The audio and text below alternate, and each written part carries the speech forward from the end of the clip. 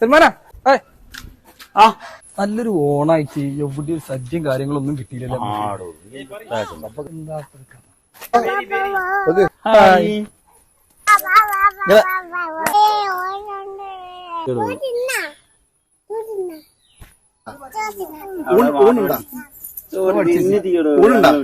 നല്ല മാറപ്പ് ഉണ്ടാവോ?